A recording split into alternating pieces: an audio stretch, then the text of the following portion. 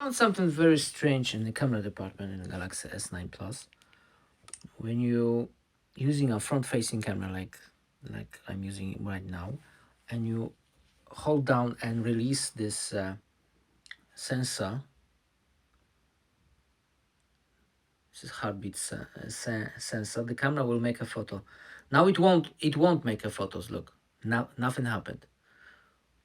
But when you put the camera on your face, there's the sensor, and you release the finger. Look.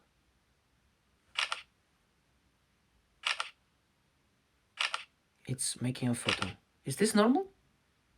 It's very strange. I never see that before. Look. Now it won't make a photo. Here, nothing. Nothing. But when it's on your face,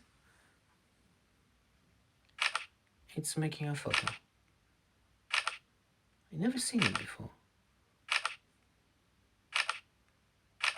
Function like that in the previous Galaxies. This is very strange. Anyway, that's one strange thing. Tell me in the description below, is your camera also like that, or just mine? Thanks for watching, and goodbye.